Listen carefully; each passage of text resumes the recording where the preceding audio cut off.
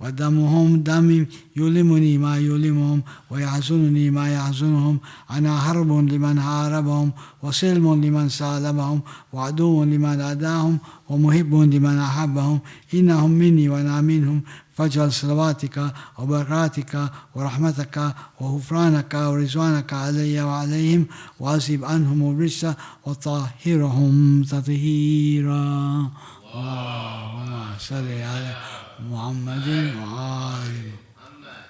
فقال الله عز وجل يا ملائكة يا سكان السماوات إني ما خلقت السماء مبنية ولا أرضا مدهية ولا قمرا منيرا ولا شمسا مضيئة ولا فلكا يدور ولا بحرا يجري ولا فلكا يسري إلا في محبة هؤلاء الخمسة الذين هم تحت الكساء. اللهم يا محمد وآله. فقال الأمين جبرائيل يا ربي من تحت الكساء؟ فقال عز وجل هم أهل بيت النبوة ومعادي الرسالة هم فاطمة وأبوها وبالها وبنوها. اللهم صل على محمد وآله. فقال جبرائيل يا ربي أتأذن لي أن أهبط إلى الأرض ليكون معهم سادسا؟ فقال الله نعم قد أذنت لك. فهبط الأمين جبرائيل وقال السلام عليك يا رسول الله. العلي الأعلى يقرأك السلام ويخصك بالتحية والإكرام ويقول لك عزتي وجلالي إني ما خلقت السماء مبنيا ولا أرضا مدهيا ولا قمرا منيرا ولا شمسا مضيئة ولا فلكا يدور ولا بحرا يجري ولا فلكا يسري إلا لأجلكم ومحبتكم وقد أذن لي أن أدخل معكم فهل تأذن لي يا رسول الله؟ فقال رسول الله وعليك السلام يا أمين وحي الله إنه نعم قد أذنت لك. فدخل جبرائيل معنا تحت الكساء. اللهم على محمد وآله. فقال لي أبي إن الله قد أوحى إليكم يقول إنما يريد الله ليذهب عنكم الرجس أهل البيت ويطهركم تطهيرا. اللهم صل على محمد وآله. فقال علي لأبي يا رسول الله أخبرني ما لجلوسنا هذا تحت الكساء من فضل عند الله. فقال النبي صلى الله عليه وآله والذي بعثني بالحق نبيا واصطفاني برسالة نجيا ما ذكر خبرنا هذا في محفل من محافل أهل الأرض وفيه جم من شيتنا ومحبين إلا ونزلت عليهم الرحمة وخفت بهم الملائكة واستغفرت لهم إلى أن يتفرقوا. فقال علي عليه السلام إذن الله يفوزنا فاز شيتنا ورب الكعبة. اللهم صل على محمد.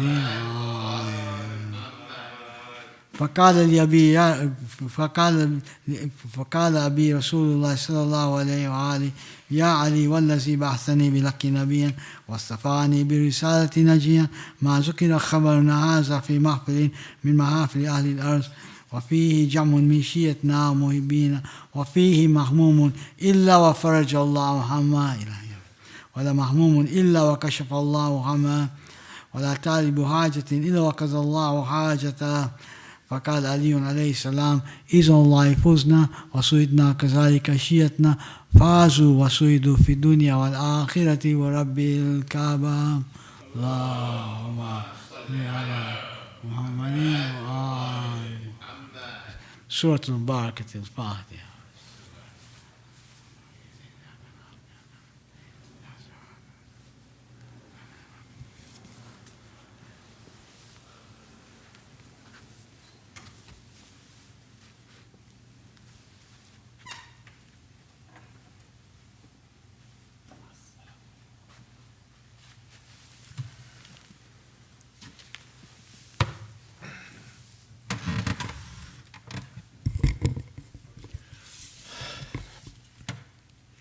أعوذ بالله من الشيطان الرجيم. بسم الله الرحمن الرحيم.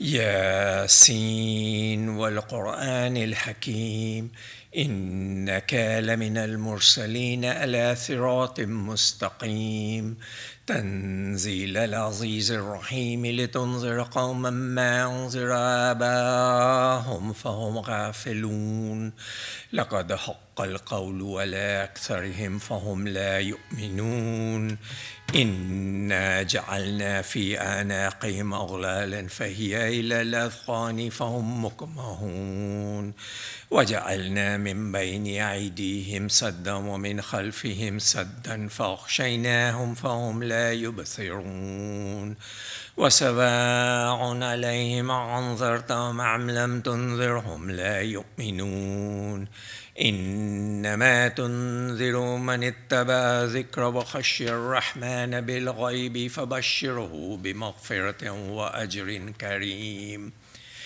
إنا نحن نحيي الموتى ونكتب ما قدموا وآثارهم وكل شيء أحصيناه في إمام مبين واضرب لهم مثلا أصحاب القرية إذ جاء المرسلون إذ أرسلنا إليهم اثنين فكذبوهما فعززنا بثالث فقالوا إنا إليكم لمرسلون قالوا ما أنتم إلا بشر مثلنا وما أنزل الرحمن من شيء إن أنتم إلا تكذبون قالوا ربنا يعلم إنا إليكم لمرسلون وما علينا إلا البلاغ المبين قالوا إنا تطيرنا بكم لئن لم تنتهوا لنرجمنكم وليمسنكم منا عذاب عليم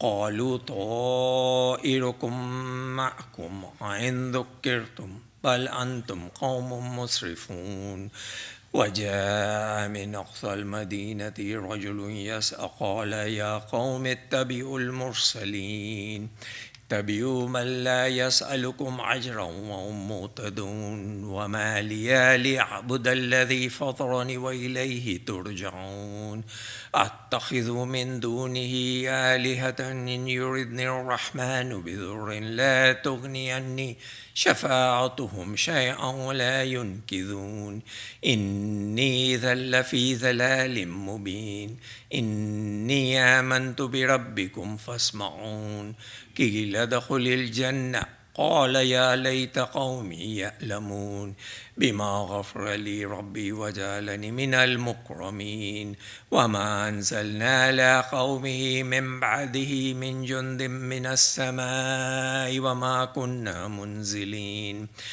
إن كانت إلا صيحة واحدة فإذا هم خامدون يا حسرة على العباد ما يأتيهم من رسول إلا كانوا به يستهزئون ألم يروا كم أهلكنا قبلهم من القرون أنهم إليهم لا يرجعون وإن كل لما جميع لدينا محضرون وآية لهم الأرض الميتة أحييناها وأخرجنا منها حبا فمنه يأكلون وجعلنا فيها جنات من نخيل وأعناب وفجرنا فيها من العيون ليأكلوا من ثمره وما عملته أيديهم أفلا يشكرون سبحان الذي خلق الأزواج كلها مما تنبت الأرض ومن أنفسهم ومما لا يعلمون وآية لهم الليل نسلخ منه النهار فإذا هم مظلمون والشمس تجري لمستقر لها ذلك تقدير العزيز العليم والقمر قدرناه منازل حتى عاد كالأرجون القديم لا الشمس ينبغي لها أن تدرك القمر ولا الليل سابق النهار وكل في فلك يسبحون وآية لهم أنا حملنا ذريتهم في الفلك المشحون وخلقنا لهم من مثله ما يركبون وإن نشاء نغرقهم فلا صريخ لهم ولا هم ينقذون إلا رحمة منا ومتاعا إلى حين وإذا قيل لهم اتقوا ما بين أيديكم وما خلفكم لعلكم ترحمون وما تأتيهم من آية من آيات ربهم إلا كانوا عنها معرضين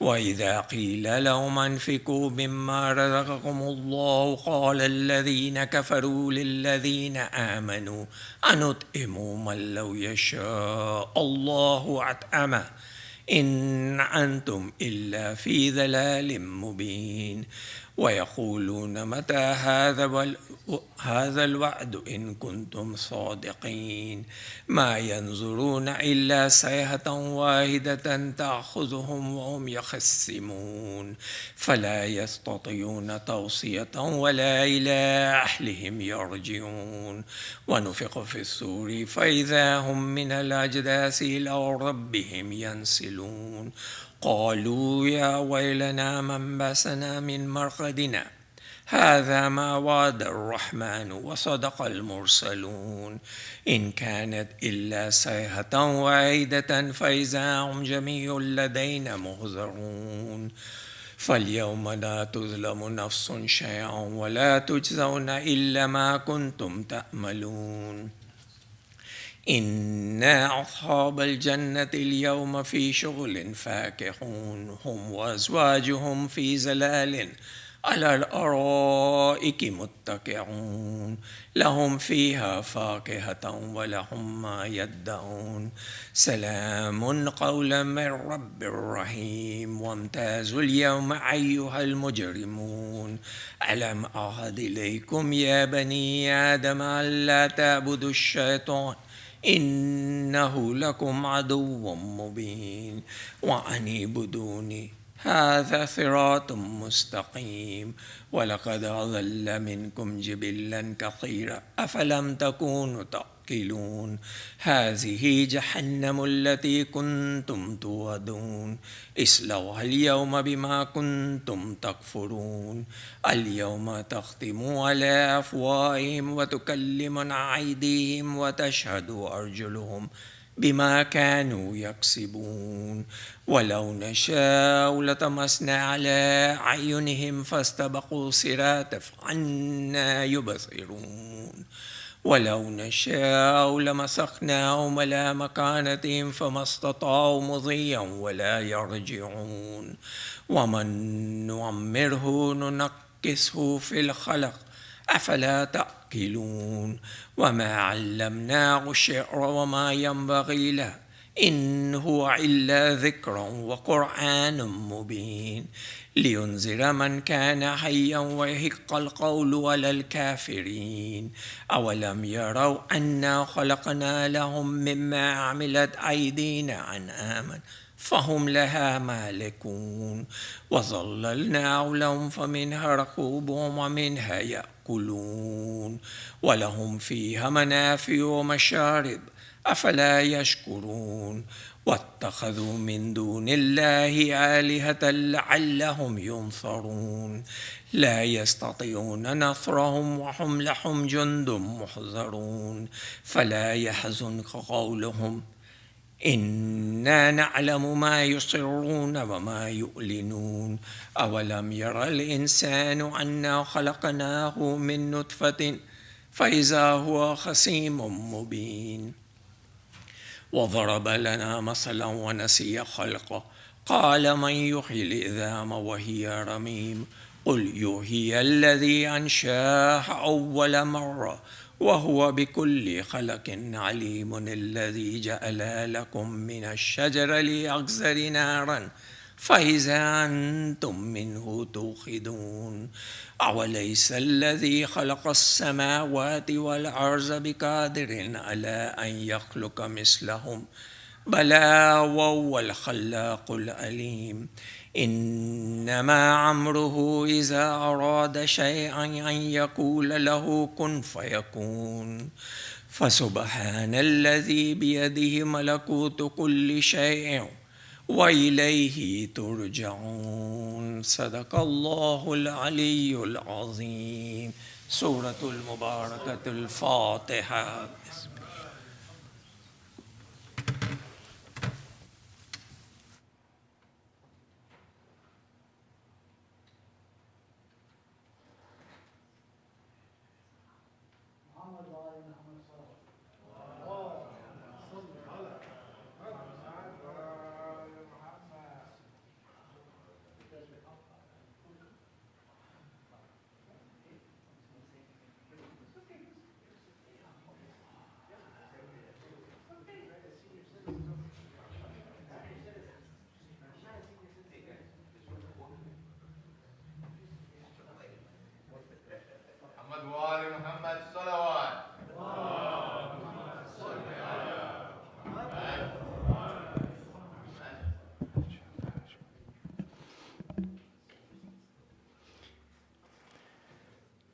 أعوذ بالله من الشيطان الرجيم. بسم الله الرحمن الرحيم. الحمد لله رب العالمين والصلاة والسلام على أشرف الأنبياء والمرسلين سيدنا ومولانا أبا القاسم المصطفى محمد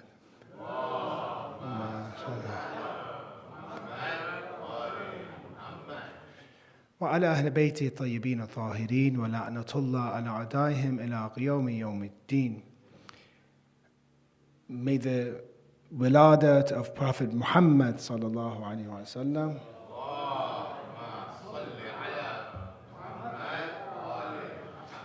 be Mubarak to you, dear brothers, dear sisters, and to your family. When a light, a holy light like Rasulullah comes to this world, we are happy, we are joyous. When a light of the ma'sumin or infallibles leaves this world, we are saddened. So we have to understand that we have these two types of emotions. And this is the emotion of celebration, of happiness. And our religion is not just limited to grief and mourning. We also have very good, important occasions, like Ghadir, like 17th of, for example, Rabi, Wiladat of the Prophet, and other mawluds that we have. So we see that our religion is a religion of joy and also grief according to when these lights come into this world and when these lights leave this world. Today we are celebrating the best of these lights, Rasulullah. And we are very happy and honored to be celebrating it 1400 years after his Wiladah. We are very honored to celebrate it in a different continent, all the way near the Pacific Ocean. And we see that his name has spread throughout the entire world. You see that the name of his progeny, I was looking at a video a few days ago, one of the impossible mountains, K2, they say that 1 out of every 4 or 1 out of every 6 people that attempts to climb it or summit it dies. They say some years they do not even summit it. Before they used to say you cannot summit.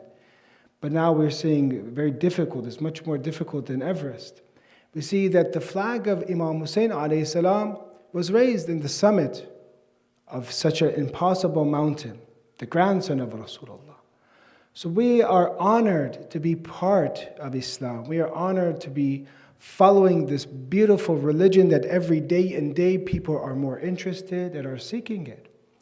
We have to ask ourselves, what does Quran say about Rasulullah? Some of the verses, if you want to talk about the verses that speak about Rasulullah, it would take 100 lectures. For example, you have Alam nashrah laka sadrak. Allah is speaking to the Prophet, did we not open your heart? Or Surah Yasin, how brother just mentioned, Innaka laminal mursaleen. Surely you are of the mursaleen. Those verses that have ka, khitab to Rasulullah, which is mufrad, speaking to him. These are verses that Allah is speaking in the Quran. And you see throughout the Quran, it says, Ya Ibrahim, Ya Yahya. But you don't see khitab.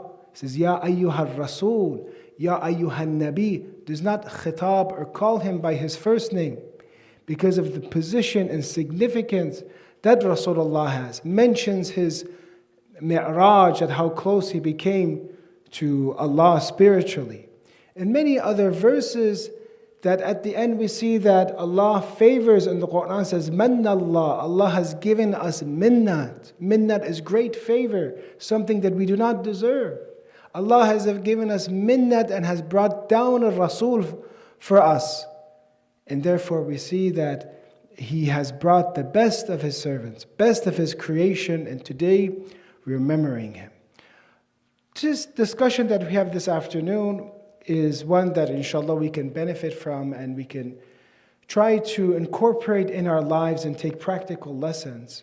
And that is the cause of success of Rasulullah. When you look at the time of Jahiliyyah to after Jahiliyyah, you see a time period. Imam Ali and Nahj al-Balagha mentions how these people, what sins they were committing, what dirty water they were drinking, for example. A time when a female, just for having a daughter, some tribes, just for having a daughter, their face would change color. And they would come and take this daughter and they would bury it. They try to bury it and kill it. Then Rasulullah came and mentioned how great it is to have a daughter. How great it is to have 3 daughters, for example. And you see, for example, he has been given the best of daughters. Inna a'taynaka al-kawthar. Again, khitab to the Prophet. We have given you great abundance. We have given you kawthar. So therefore you see that in this very short period of time, 23 years, that if you know today 23 years is nothing for a mission. 23 years, how much he changed society, a society that were at war with each other. Sometimes these wars would add maybe tens of years, if not 100 years. Sometimes wars would spread in Arabia because of the most silliest thing, as for example, fighting over 1 camel, for example. So much so that they try to put a peace. It says, do not be at war all the time. Give 4 months off. 4 months, let's have peace. We're at war all the time. These 4 months, we mentioned, one of the 4 months is Muharram, the months of Dhul Hajjah, and the months of Rajab, for example, and Dhul Qa'dah. Also, related to Hajj as well. So we see that they had these 4 months, no war. And then the month, after these 3 consecutive months of non-fighting, Safar would come. Safar means, from Sif, what means empty. The homes would be empty because now the haram months are done. It's time to fight again. So Safar, they would fight again. And actually, even these 4 months that they said do not have war anymore, they would, in the Fijar wars, if you look in history, Fijar wars, they would even break these 4 months and they would still fight in it. So a time period of abuse, time period of burying people just because of their gender, a time period of racism, a time period of complete war, and how the Prophet brought these 2 tribes, Aus and Khazraj, together and made them become brothers of one another. You see, this is a miracle itself. The success that Rasulullah had, if you look at the time of Jahiliyyah, what it used to be, and what happened. Do we claim that everything became perfect? No, we do not say that. No prophet, no wasi would take the entire world and make it completely full of justice until the time of the Imam of the age, when the Imam does Dhuhur. We don't have any tyrant or any ruler take control of the entire world and make it evil, and we don't have any prophet or wasi so far take control of the entire world. This will be the job of his grandson, Imam Mahdi, Ajjallahu Ta'ala Farajahu Sharif.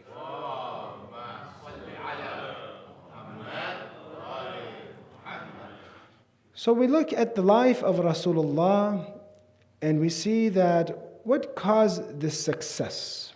And we want to learn as Muslim leaders, as parents, as those that are ambassadors of Islam in this country. We need to learn, what did Rasulullah do to become so successful? One, we see his akhlaq and disposition and behavior.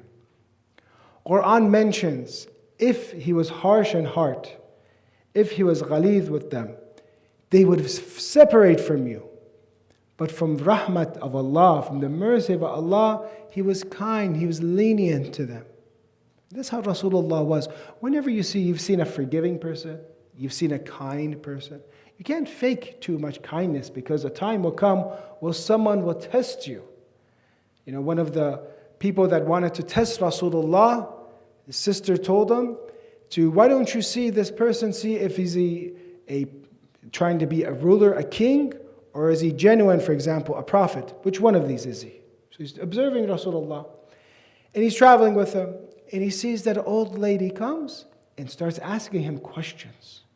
And sometimes questions, no offense to some of the elder ladies, but sometimes they take a very long time. And Rasulullah spent time standing up, spent time and explained the answer to this lady, old lady.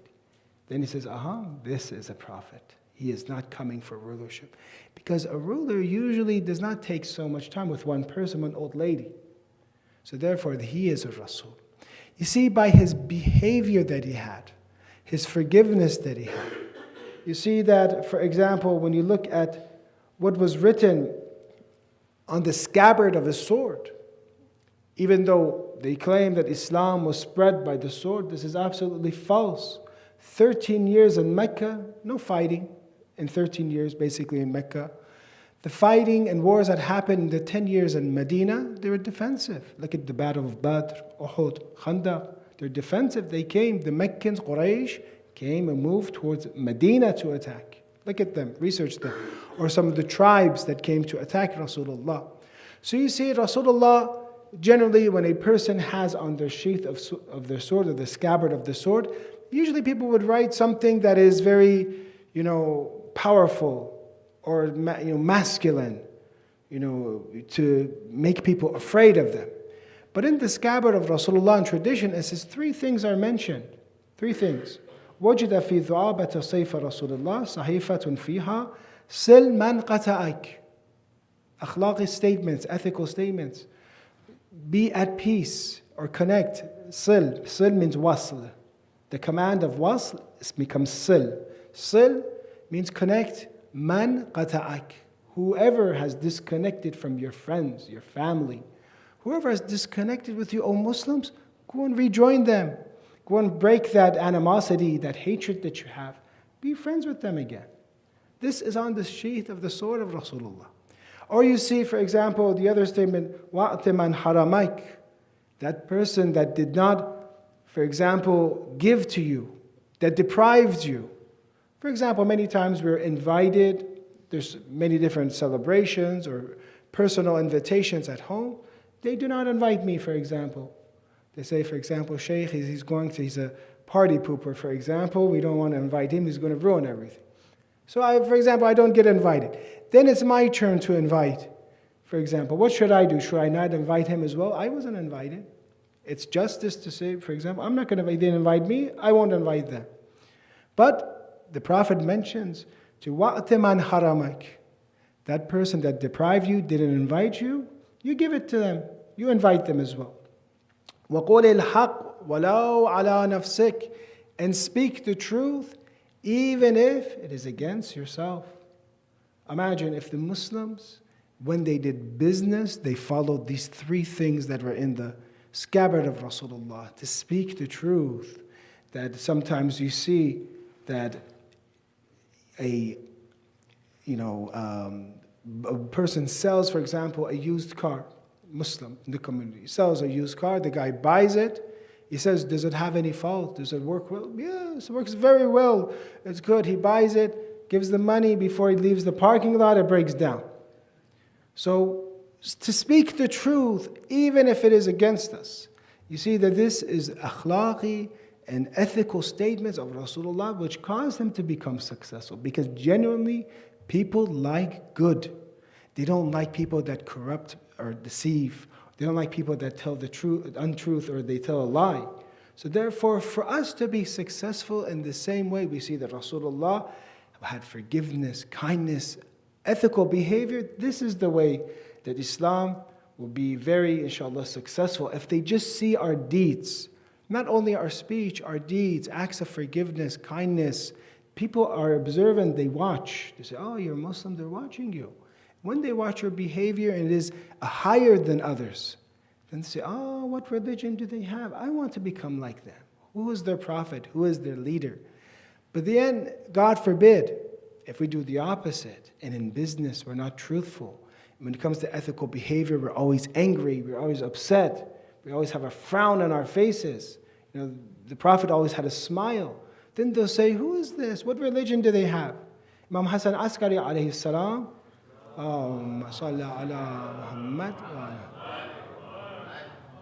said, be for us zayn, be for us an adornment, do not be for us shaynan, do not be for us a disgrace, be for us a zayn, an adornment, that when we see you, we are happy, and that when you say you are Shia, we become happy.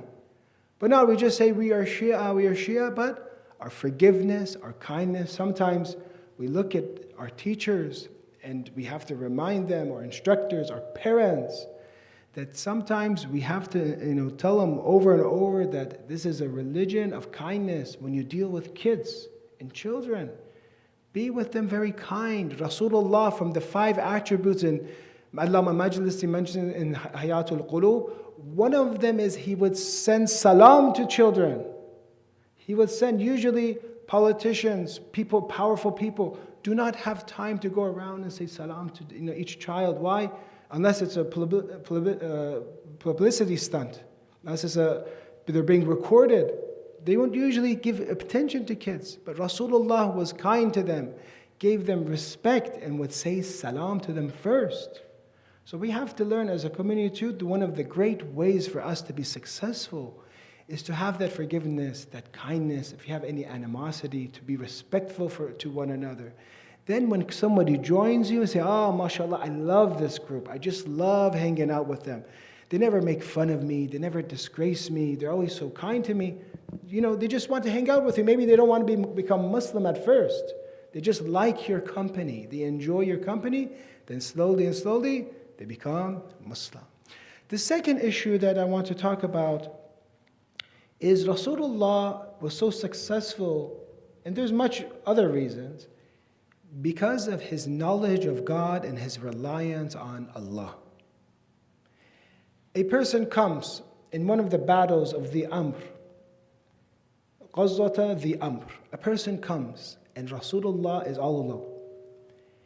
He is away from his army, all alone. Perfect time for someone who has animosity, the enemy in this Ghazwa, in this battle, to come and try to assassinate him.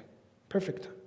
So he comes very secretly, comes forward, he tells his tribe, I'm going to do it, for example, and has a sword, and he comes to strike Rasulullah. He unsheaths his sword, and asks before, sometimes people are like this, they ask before they do something, he asks him, Ya Muhammad, man yamna'uka minni al-yawm? Who's going to prevent this? Who's going to stop me, for example? Who is going to protect you today? Very scary situation. Imagine us, somebody comes to us with a weapon, we're unarmed, all alone, in a parking lot. We get startled, right? We say, what are you doing here? I'm sorry, this car was yours in the first place. It's not my car, it's yours. Please, go ahead. So we're afraid, we're scared. Rasulullah says, Allah, who's going to protect me? Allah is going to protect me. Reliance on Allah. Reliance on Allah. At that time, Jibreel, because of the tawakkul and how it is the same Allah who, if any effective force is going to happen in this world, Allah has to allow it. If a knife is going to cut, who has to allow it? Allah. Because during the time of Prophet Ibrahim, he did not allow that knife to work. During the time of Prophet Ibrahim, who makes the fire burn? Fire burns naturally, but it has to be allowed by Allah. Who made the fire to be cool and protective for Prophet Ibrahim? Allah. So Rasulullah knows this. Who's going to make that knife cut, that sword cut? Allah is. I have complete reliance on Him. And therefore Jibreel comes when someone has tawakkul. Whoever has taqwa, Allah will give them an exit. So therefore Jibreel comes, pushes that person or scares him, and he falls, and the sword goes in the hands of Rasulullah. Now it's Rasulullah's time, and he says the same thing.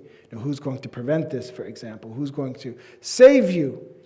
And he says, Ashhadu an la ilaha illallah, Ashhadu anna Muhammadan Rasulullah. Say salam.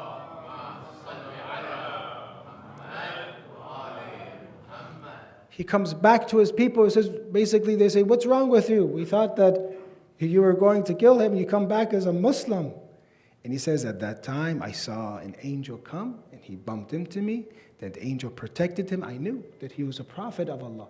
But why would Jibreel do this? Because when somebody trusts in Allah completely, Allah will not let him down. So that tawakkul, reliance, that comes from ma'rifatullah, knowing Allah, knowing that you have a God who is all-powerful, all-knowledgeable, all-wise.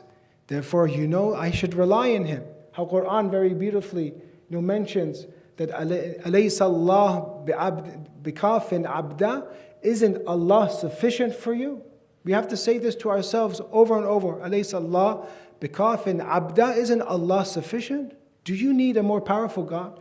Do you need a more knowledgeable God? Do you need a more caring God? Do you need 2 gods, 3 gods? No. Allah is sufficient. Our problem is we haven't understood Him. If we have understood Him like Rasulullah, we will we'll go forward, and our lives will be full of reliance, our lives will be full of calm, our lives would not have the stress that today we have it. So the second issue that I brought up, I'm trying to make it a little shorter today and say it in a timely manner. The second is that Rasulullah relied on God. Rasulullah had knowledge of Allah. When somebody is for God, his message will be eternal. His message will be timeless. The third issue that makes so many people intrigued about Islam is justice. The justice of Islam. Fairness in Islam. A person by the name of As'ad ibn Zurara comes to Quraysh. And he's from the tribes of, Aus and Khazraj. The rival tribes, killing each other, murdering each other. And he wants support from Quraysh because they can't kill off each other. They're always fighting. Says, help my tribe, battle the other tribe. Quraysh says, we can't give you reinforcements. We cannot give you any support in Medina because we have this person that is claiming to be a prophet, and he is saying all of our, fathers and the religion we have is wrong. We're trying to deal with him. We cannot help you right now. So he says, okay, fine. I'll go back, but I'm going to perform the Hajj or perform, Umrah or Hajj or whatever. So, they had Hajj back then. Doesn't mean they made it up. No, Prophet Ibrahim and Prophet Ismail, they brought Hajj, but they transformed the religion of Prophet Ismail. Some people, they stayed with the message and they become of the Hunafa, the Hanif. They were the pure, they're the clean ones. They didn't get into idol worshiping. So they followed Prophet Ismail's way because he was in Mecca. But many others, they slowly brought idol worship inside of the message of Prophet Ibrahim and Prophet Ismail. So they took Safa and Marwa, which is a place of sa'i, and they put one idol Safa, one idol Marwa. They took the Kaaba, put idols there. They made it, So he does this, performs this, type of Hajj, and there he sees Rasulullah. There he says salam, he says in Arabic in a way, greets him. The Prophet says, we actually say salamun alaykum. This is our, peace be upon you. This is how we say salam. And then at that time, we see that he asks Rasulullah, what is the message? What is your religion about? And it's very interesting that Rasulullah mentions to him Surah Al-An'am, verse 152, 153. How to introduce Islam to someone who has no idea what it is. And he mentions so very beautifully that these are things that were existing at that time. We say about justice. These were things that were, Allah says to address. That means that they were doing. It says, say, let me tell you about what your Lord has commanded. Don't consider anything equal to Allah. This is my mission. This is my religion. Do not consider anything equal to Allah. One of the lines of Quran is so beautiful that maybe I think no other religion has it. If you ever want to share Tawheed and monotheism with others, لَيْسَ كَمِثْلِهِ شَيْءٍ لَيْسَ كَمِثْلِهِ شَيْءٍ. Nothing is even like Allah. Nothing is like Him. No human attribute, no animalistic attribute, nothing. Allah is separate than all of this. لَيْسَ كَمِثْلِهِ شَيْءٍ. So do not consider anything equal to you. Be kind to your parents. This is how, verse of Quran. Be kind to your parents because they were not respecting their parents. 3, don't murder children out of poverty, fear of poverty. Don't murder your children. He hears this. He's just quoting verses of Quran. Don't even approach indecency either in public or in private. Be decent. Don't murder for no reason anyone whom God has considered respectful. Don't handle the property of the orphans except with a good reason. Maintain equality in your dealings. So to protect the orphans, equality when it comes to our dealings. Be just in your words, even if the party involved is one of your relatives. Consider the truth, find the truth, even if it is against you or your family. And keep your promise with God. When he sees this, and he sees that, especially that justice part, that not to murder, to, the orphans, for example, to have, with your dealings, have balance, that causes this person to become Muslim. This causes the same person that came to get help by the name of Asad ibn Zurara to become Muslim. So it shows us that the justice is a very important part of Islam, and when we want to promote Islam in the U.S., we have to be fair. Sometimes there's favoritism. Somebody is from my village, I'll give him, for example, the food, I give him a little bit more of for example, the chicken or rice. Or somebody, for example, is from my family members in the masjid. Imagine that we all are brothers, and we are, and sisters, that we treat everyone completely fair. And there's no favoritism, or someone who speaks my language, somebody, for example, has the same, background as me. Quran mentions that the best of us is the one who has the highest taqwa. And treating people according to their amount of taqwa, how much whoever has the most piety, okay, I will respect him more. If somebody has more knowledge, I will respect him more. But you see that Rasulullah, the mu'adhin that he had, the person that did adhan for him, that he chose, was one that would say the adhan incorrectly. He could not say shin, he would say sin. He would not say ashhadu, he would say ashadu.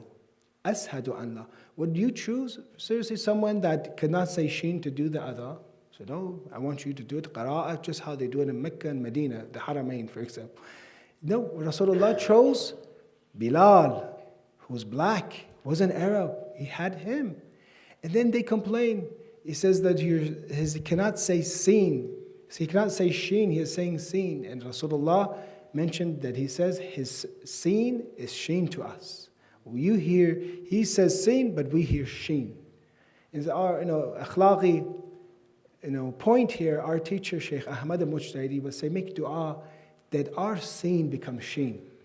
Our insufficiencies, we have so many, I have the most, become sheen with Rasulullah, inshallah. Please recite salawat.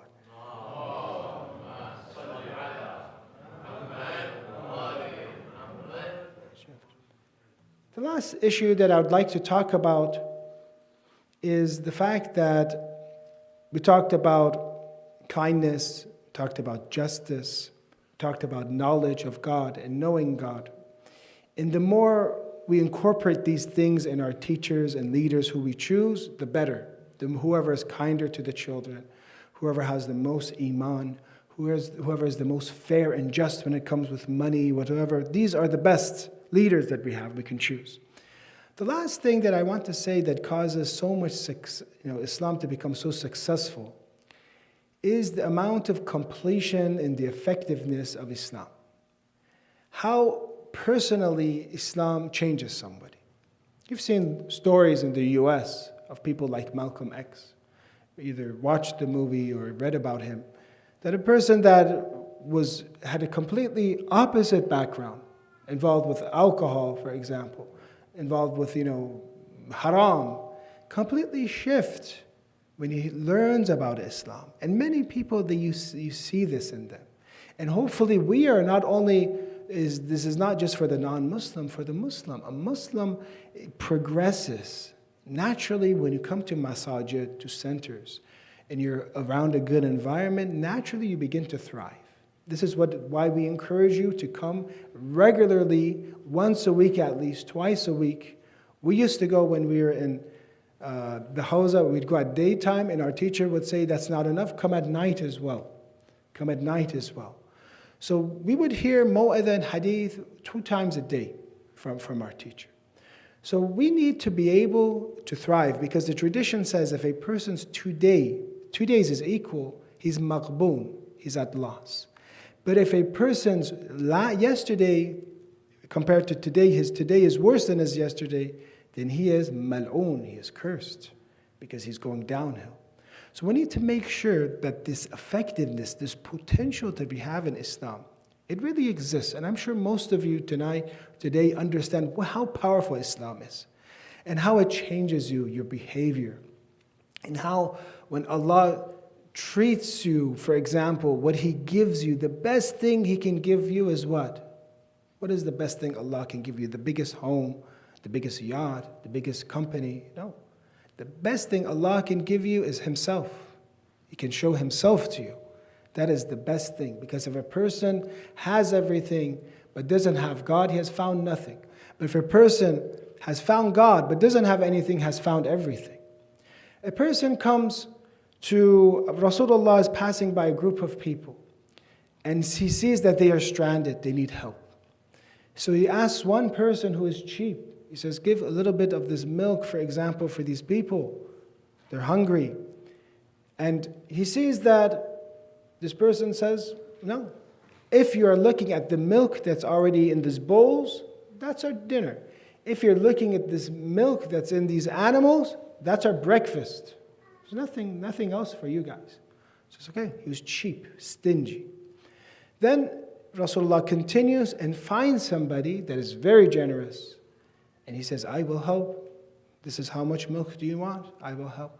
Do you want the animal? You can have it himself too. You can have it. So what do you think Rasulullah, what kind of dua would Rasulullah make for such a person? One was stingy, didn't help. The other helped. We think in our minds, we say, Allah, grant the generous one so much abundance, give him so much, he's generous. But actually, you see that Rasulullah made dua for the first one this way. The first person, Allahumma kthir malahu wa walada. Allah increase his money and children. But for the second person who was actually generous, mentioned to him, may Allah give him as much as he needs, as much that suffices him, that is sufficient, not too much, as much as that suffices him. They're surprised. Why did you pray for sufficiency for the one that was so generous, and why did you pray for abundance for the one that gave? And Rasulullah mentions in the tradition that إِنَّمَا قَلَّ وَكَفَى خَيْرٌ مِمَّا كَثُرَ وَأَلْهَى. That which is sufficient is better than that which is a lot but causes a person to be neglectful, causes a person to forget God. That which is enough is good. That's enough is better than what is too much. I'm going to make it very clear for us. Imagine today, Husseiniya gives everyone $1 billion. You go home and you see a deposit, a text, you got $1 billion. Honestly, I want you to think, maybe there are some that can handle this. Honestly, would you continue the same path that you had? Would you spend this resource in a way that it would cause you taqarrub ila Allah? Would you become closer to Allah after this 1 billion? Or would you a little bit go on that vacation that you're always looking for, buy that yacht that you're always thinking of and inviting everyone next Mawlid to have, everyone in your yacht? Even there's no problem with that. But would you just spend for yourself in the nafs and it would cause you to forget? Would you change your circle of friends? Would you say, I need to find a billionaire Shia community, and I need to be friends with them, because the other ones, I can't eat what they eat. They go to these restaurants, they go to these drive-thrus. I can't stand that. They give bad service, or they don't have these designer clothes. So slowly and slowly, money can do that to someone. Inshallah, there are people here that it doesn't do that to them, and they would spend this money in the best way. But a majority of us, tested with wealth, a very large amount of wealth, suddenly, as you see a lot of people that win the lottery, most of them, they end up losing it. They end up harming themselves when they get so much money without working instantaneously. So we understand that Allah gives us blessings according to how much we need. And we can never say, Quran mentions that if He doesn't give us, sometimes we say, Allah, make me the richest, why didn't you? Or for example, Allah, make me the strongest and healthiest, I want to be in the Olympics, for example. I mean, a lot of this we have to work for it. I'm not talking about that factor. That a lot of it, we work for it, it's good. But that overabundance sometimes is not good for us. So we learn from this that Islam, the overriding principle that overrides everything, is hidayah and guidance. Allah mentioned, well, first He creates, then He guides. And just how every star and planet and everything is guided in this world, He is guiding us to Himself. And He is doing this, is called tarbiyat of us. Because that's what a Rabb does. A Rabb takes something, a plant, and He gives it what it needs, doesn't give it too much water, doesn't give it too much sunlight, gives it what it needs to thrive. Allah does that for us. Sometimes gives us wealth, sometimes gives us bankruptcy. Sometimes gives us, Imam Adi alayhi salam tradition says, Al-yawm yawman, days are 2 days. One day is lak for you, one day alayk is against you. One day you wake up, everything's wrong. It's a horrible day. One day is great. But then he mentions in the end of the tradition that why? So He can test you. He can test you when things are good, what are you going to do? When things are bad, who are you going to call? So therefore we see the effectiveness of Islam is one of the reasons why Islam is growing so much, because it has a program for us. It has a genuine program that is not corrupted. The other religions, many of them, especially the majority, they have lost their program, or it either has been abrogated or has been corrupted. They do not have a way of life. We, alhamdulillah, brothers and sisters, I'm saying this from the bottom of my heart, this sharia that we have from Rasulullah, it has been saved by our imams and by our scholars now, these traditions, for us to practice. And it's clear. What is our wadifa? What is our taklif? Usually it's clear. We're not ever in a place of we don't know what to do. You always see every issue, work-related, family-related, worship-related, we have a program. It's clear for us. Many people, they wish they had a program. They don't. We have a complete program, financial, ethical, religious, spiritual. Everything is complete in Islam. It is balanced. So therefore, all we have to do is practice and take our religion a little seriously. If you take it seriously, you'll say, wow, it changed me. It made me such a good person. I want more. I want to be a better Muslim. Let me take some more of Islam, and then I enjoy it. I see what type of enjoyment it gives to me. It gives me so much power. It gives me so much ability. It completely transforms me. And then I'll say, I want to go to the next level of guidance. I want to go to the higher stages of guidance. But if we take our religion as a ritual, if we take religion as something that is just custom, and I'm 20 years old, 30 years old, 40, 50, 60, I'm still the same person, then we have missed something that was great, a great opportunity, because Allah only gives us one chance to live. We don't have two chances.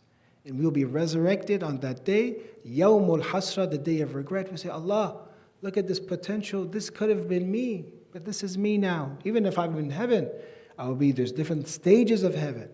I'll be in the lower stages. This could have been me when I see the potential that each and every one of us had. So therefore, this last part of the message of Rasulullah is so effective, this deen. It's so effective, all we have to do is take our religion seriously, stay away from what is haram, do what is wajib, and you will see the effect. You'll see a beautiful life in this dunya, inshallah, and a beautiful akhirat, and as we are reaching completion, may Allah, inshallah, give us the rahmah and mercy of him through Rasulullah, the final messenger of Allah, the best of creation.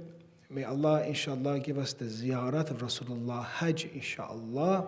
May Allah grant you all of your hawa'ij and needs that you have because of this great messenger of Allah.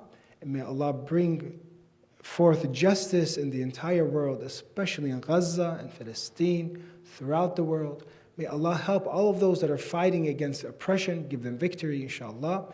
May Allah cure all those that are sick and are departed, those that are calling us each day, what did you do for me? Allah give them reward, inshallah, of these mawlids and majalis, inshallah. And may Allah expedite the return of the Imam of the age with a salawat ala Muhammad wa ali Muhammad wa ajal.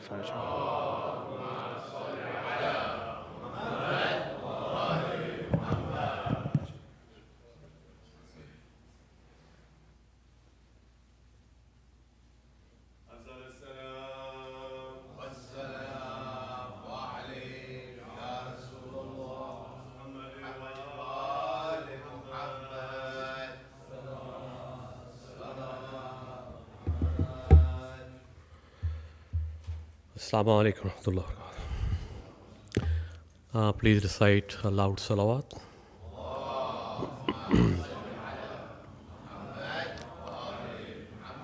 Sallallahu alayka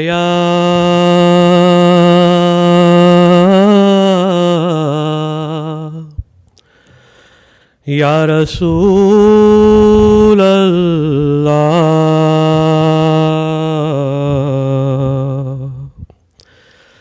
Wa salam alayka ya Habib Allah.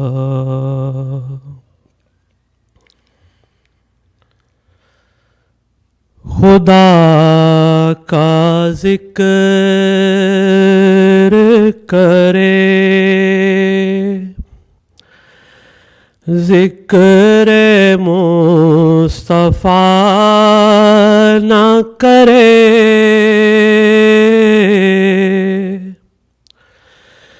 خدا کا ذکر کرے، ذکر مصطفیٰ نہ کرے،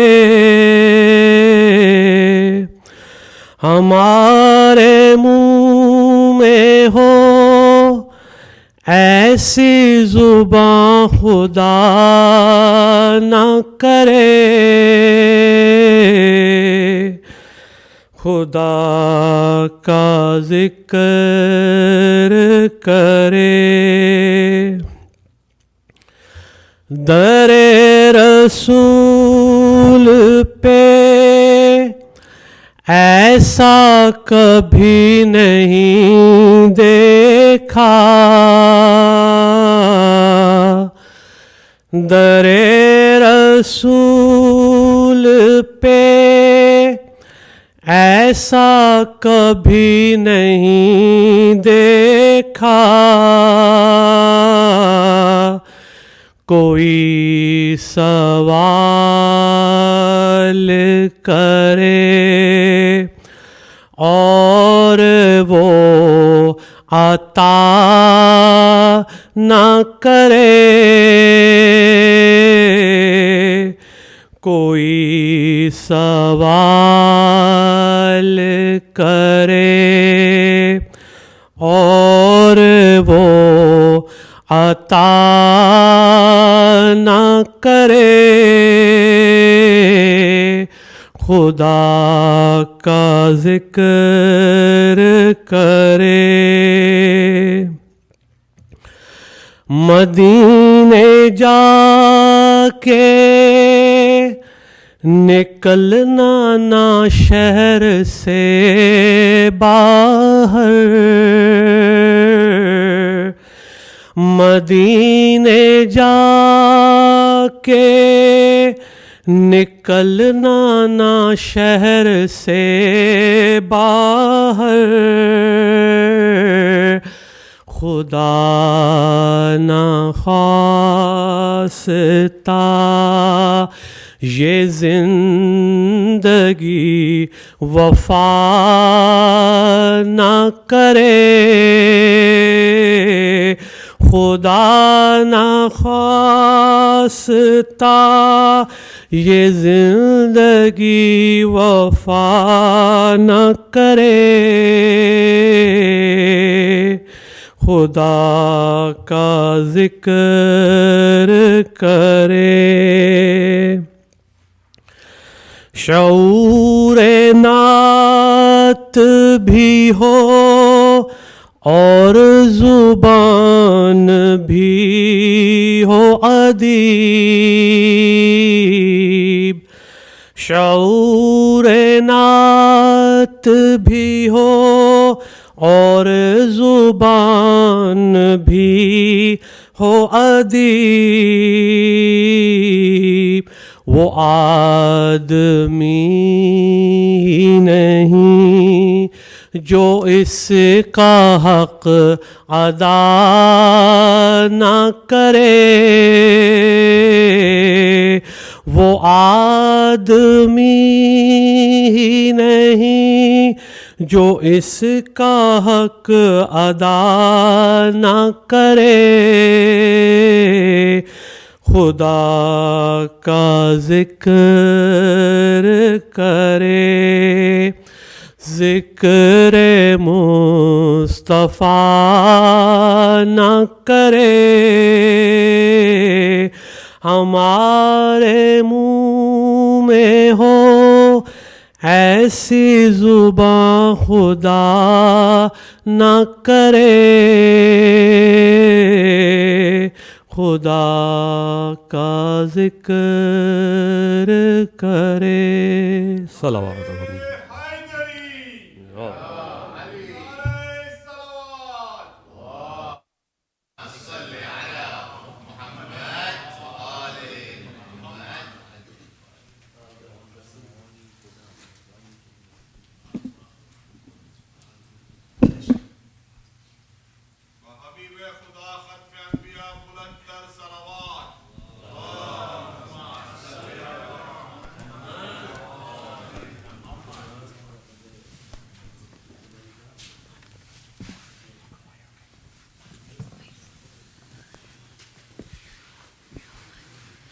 Please recite one more loud salawat.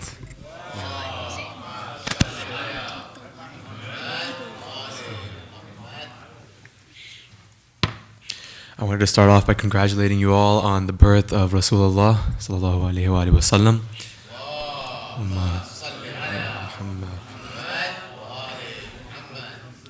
Just one more loud salawat, please.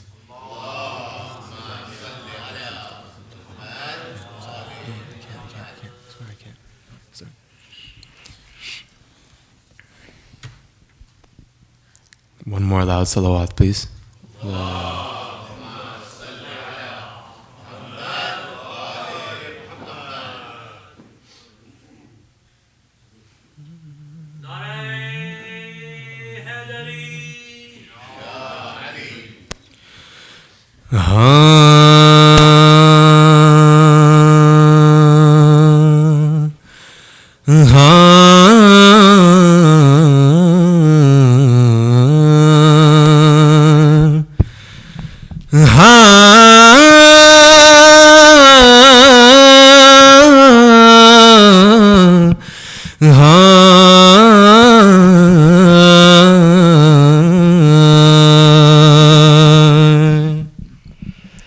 بلغ العلا بجماله كشف الدجى بجماله حسنت جميل خصاله صلوا عليه وآله صلی علی سیدنا یا مصطفیٰ وہ جس کا عاشق میرا خدا ہے وہ جس کا عاشق میرا خدا ہے وہ مصطفیٰ ہے وہ مصطفیٰ ہے وہ مصطفیٰ ہے وہ مصطفیٰ ہے وہ خود بھی جس کو درود پڑھ کر وہ خود بھی جس کو درود پڑھ کر پکارتا ہے وہ مصطفیٰ ہے صلی علی سیدنا یا مصطفیٰ یا مصطفیٰ وہ جس کا عاشق میرا خدا ہے وہ جس کا عاشق میرا خدا ہے وہ مصطفیٰ ہے وہ مصطفیٰ ہے وہ مصطفیٰ ہے وہ مصطفیٰ ہے تاج سے کائش بڑی ٹھکانا کرم ہے اس کا زمیں پہ آنا تھا جس کا عرش بھری ٹھکانا کرم ہے اس کا زمیں پہ آنا وہ جس کے قدموں سے یہ مدینہ وہ جس کے قدموں سے یہ مدینہ منورہ ہے وہ مصطفیٰ ہے صلی علی سیدنا یا مصطفیٰ یا مصطفیٰ وہ خود عاشق میرا خدا ہے وہ جس کا عاشق میرا خدا ہے وہ مصطفیٰ ہے وہ مصطفیٰ ہے وہ مصطفیٰ ہے وہ مصطفیٰ ہے گواہی دیتا ہے ہر مسلمان اسی کے سچ سے جڑا ہے کلمہ گواہی دیتا ہے ہر مسلمان اسی کے سچ سے جڑا ہے کلمہ وہ جس کے ہونے سے یہ کھلا ہے وہ جس کے ہونے سے یہ کھلا ہے کوئی خدا ہے وہ مصطفیٰ ہے صلی علی سیدنا یا مصطفیٰ یا مصطفیٰ وہ جس کا عاشق میرا خدا ہے وہ جس کا عاشق میرا خدا ہے وہ مصطفیٰ ہے وہ مصطفیٰ ہے وہ مصطفیٰ ہے وہ مصطفیٰ ہے کوئی مکینہ کوئی مکاتا نہ یہ زمین تھی نہ آسماں تھا کوئی مکینہ کوئی مکان تھا نہ یہ زمین تھی نہ آسماں تھا وہ جس کی الفت میں خالق کے کل وہ جس کی الفت میں خالق کے کل نے کن کہا ہے وہ مصطفیٰ ہے صلی علی سیدنا یا مصطفیٰ یا مصطفیٰ وہ جس کا عاشق میرا خدا ہے وہ جس کا عاشق میرا خدا ہے وہ مصطفیٰ ہے وہ مصطفیٰ ہے وہ مصطفیٰ ہے وہ مصطفیٰ ہے فاطمہ جس کے دل کا ٹکڑا علی کے جیسا وسیع ہے جس کا ہے فاطمہ جس کے دل کا ٹکڑا علی کے جیسا وسیع ہے جس کا وہ جس کا کلمہ حسین نیزے وہ جس کا کلمہ حسین نیزے پہ پڑھ رہا ہے وہ مصطفیٰ ہے.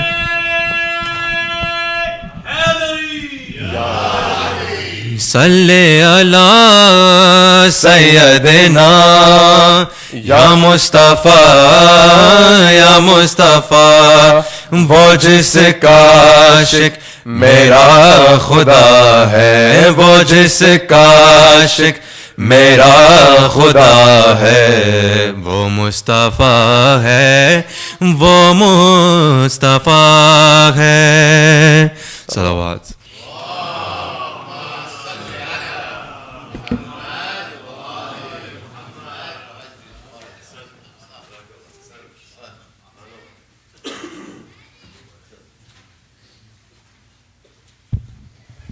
افضل السلام محمد وآل محمد. یا نبی سلام علیکم، یا علی سلام علیکم، حسنین و فاطمہ پر یا نور اللہ صلوات اللہ علیکم، یا نبی سلام، یا علی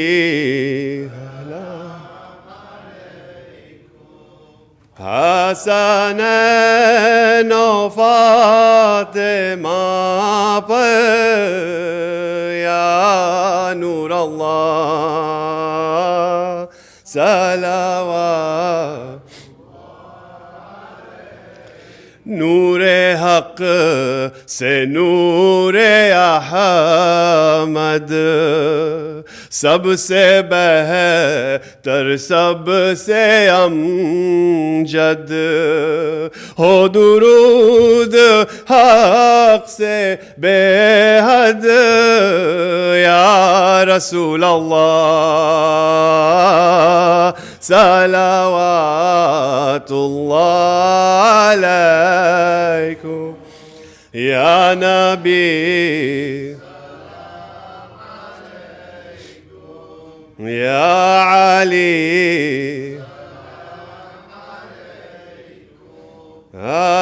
حسنین یا نور اللہ صلوات. یا محمد نام پیارا، عرش پر حق نے پکارا، سچ پیغمبر ہے ہمارا یا نور اللہ صلوات اللہ علیکم، یا نبی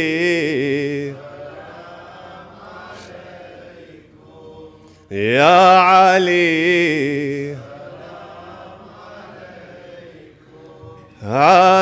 حسنین یا نور اللہ صلوات. افضل السلام محمد وآل محمد. صلوات. صلوا على محمد وآل محمد. صلوات. اللهم صل على. Brothers and sisters, Assalamu alaikum. On behalf of the entire community, we'd like to extend our heartiest congratulations on this celebration of the very big Eid of the birth of the Prophet Muhammad sallallahu alaihi wa sallam. Allahumma salli ala. and the birth of our 6th Imam, Imam Jafar Sadik alayhi salam. Allah. May Allah give us the opportunity to do the ziyarah of all of them, inshallah. We'd like to take this opportunity to thank Sayyid Abbas Razavian. Sayyid Abbas made a trip out of his way to make sure he came here to celebrate the event with us tonight. And then, as you know, he's also going elsewhere after this to celebrate with Masjid al-Nabi as well. So may Allah bless him. May Allah continue to bless him and make him a part of our community as well. And I'd love to thank our young men, as always, who come and celebrate these beautiful events with us and your beautiful recitations. May Allah continue to bless you. May Allah continue to make you and your father and your whole family a part of our community, inshallah. Muhammad wa ali Muhammad salawat. Allahumma salli ala. We have a nice program today, inshallah. After we pray Maghrib, right after this, we'll go into Adhan. We'll pray Maghribain Salat. After that, we have a good dinner planned. We have a live barbecue going on. So please do stay, hang out, enjoy, partake. And we also have some fun events planned for our young community members. We have some balloon twisting, some face painting. I should say it's open to everybody. If anybody wants to participate in the face painting, you're more than welcome to as well, of course. But do please hang out and participate and have a fun time to celebrate this joyous occasion. After we finish these last few months of Adha, it is always good to celebrate and remember how we all got here in the first place, inshallah. So with a very loud salawat, we'll break and adjourn for this evening. We'll go into Adhan in about another minute and a half. And then after that, we'll meet together for dinner, inshallah. Muhammad wa ali Muhammad, salawat. Allahumma. We'll end with ziyarah, inshallah. Ziyarah.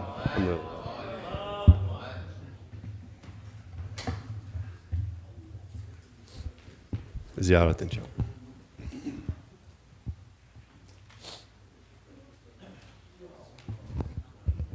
أعوذ بالله من الشيطان الرجيم بسم الله الرحمن الرحيم السلام عليك يا أبا عبد الله السلام عليك يا ابن رسول الله السلام عليك يا خديجة الكبرى السلام عليك يا أمير المؤمنين السلام عليك يا فاطمة الزهرة سيدة نساء العالمين السلام على الحسين وعلى علي ابن الحسين وعلى أولاد الحسين وعلى أصحاب الحسين جميعا ورحمة الله وبركاته السلام عليك يا مولى ابن مولى السلام عليك يا غريب الغرباء السلطان أبو الحسن مولانا علي بن موسى الرضا وشفيعنا وشفيع والديه في يوم الجزاء ورحمة الله وبركاته السلام عليك يا صاحب الزمان الأمان الأمان الأمان السلام عليك يا خليفة الرحمن السلام عليك يا شريك القرآن السلام عليك يا كعبة الإيمان السلام عليك يا إمامنا وإمام الإنس والجان عجل الله فرجك وسهل الله تعالى مهرجك وزهور الأمر ورحمة الله وبركاته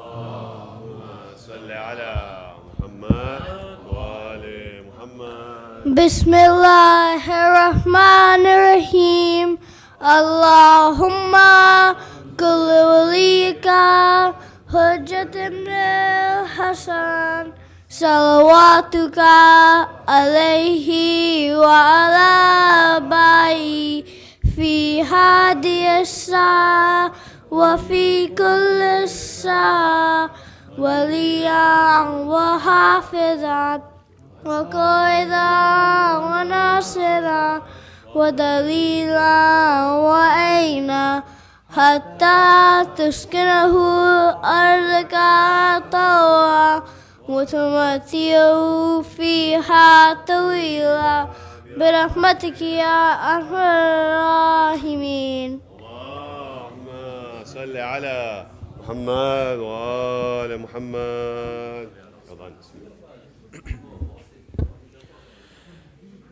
الله أكبر الله أكبر الله أكبر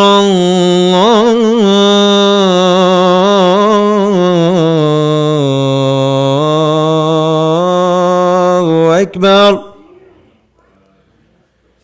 أشهد أن لا إله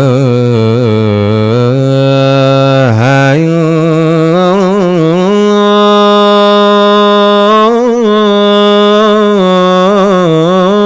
الله أشهد أن لا إله إلا الله.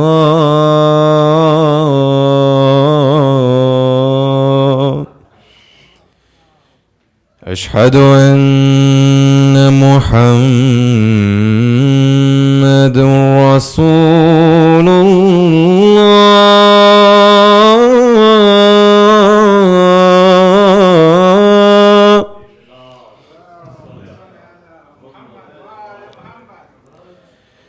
أشهد أن محمد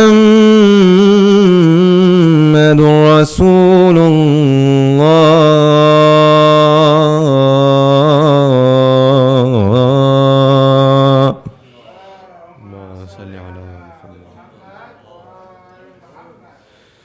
أشهد أن عليا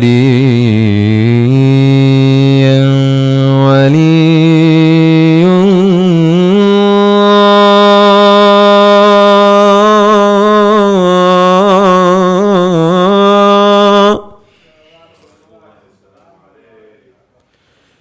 أشهد أن عليا حجة الله.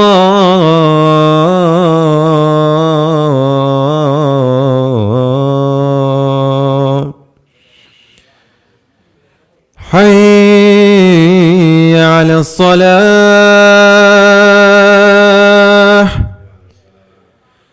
حي على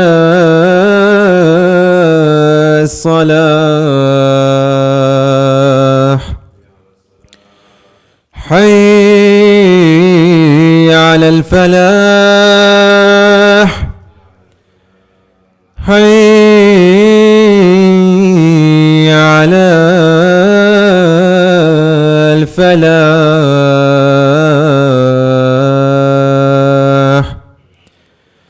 حي على خير العمل.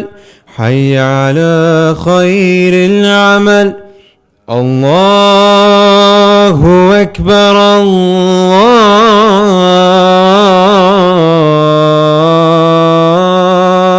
أكبر.